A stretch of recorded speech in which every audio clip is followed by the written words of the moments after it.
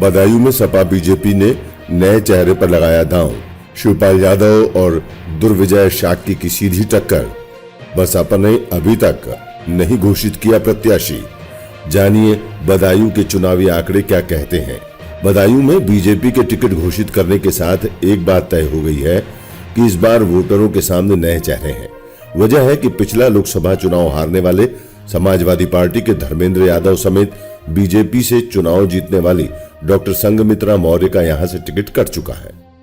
बसपा से फिलहाल प्रत्याशी घोषित नहीं किया गया है, जबकि ये सीट इंडिया गठबंधन के तहत सपा के पास है।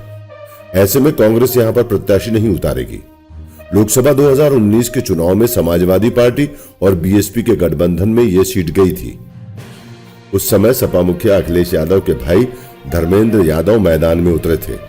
लगातार 2 बार यहां से सांसद रह चुके हैं।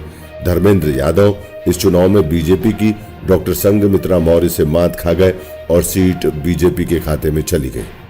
उस समय बसपा से कोई प्रत्याशी गठबंधन की वजह से नहीं था, जबकि इस बार कांग्रेस से सपा का गठबंधन हुआ है और सपा से शिवपाल यादव चुनावी समर में फिलहाल टिके हैं, जबकि बीजेपी ने ब्रज क्षेत्र के अध्यक्ष दुर्विजय शाक्य को टिकट मिला है।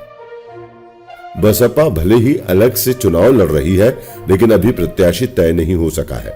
ऐसे में बीजेपी के अलावा सपा व कांग्रेस के गठबंधन से दोनों नए चेहरे यहां के लोगों के सामने हैं, जबकि बीएसपी से भी नया चेहरा सामने आने की अटकलें लगाई जा रही हैं। सपा के राष्ट्रीय महासचिव पद से पिछले दिनों इस्तीफा दे चुके सलीम इकबाल शेरवानी के रास्ते फिलहाल बंद दिख रहे हैं। वजह है 2019 के चुनाव में सलीम शेरवानी कांग्रेस से धर्मेंद्र यादव के खिलाफ चुनाव लड़े थे, जबकि इस बार उनके पद से इस्तीफा देने के बाद सपा कांग्रेस गठबंधन हो चुका है। ऐसे में बदायूं सीट पर शेरवानी के सामने फिलहाल कोई विकल्प नहीं दिख रहा। हालांकि बीएसपी की घोषणा होना बाकी है। शेरवानी यहां से 5 बार सांसद रह चुके हैं। हालांकि इस बार वो चुनाव लड़ने से इनकार करते हुए फैमिली को टाइम देने की बात भी कह चुके हैं। बदायूं संसदीय सीट के तहत 6 विधानसभा सीटें आती हैं, जिसमें बिसौली, बिलसी, बदायूं, सहसवान, शेखुपुर और दातागंज शामिल है। 2022 के चुनाव में 4 सीटों पर समाजवादी पार्टी का कब्जा हुआ तो 2 सीटों पर बीजेपी ने दबदबा बनाया।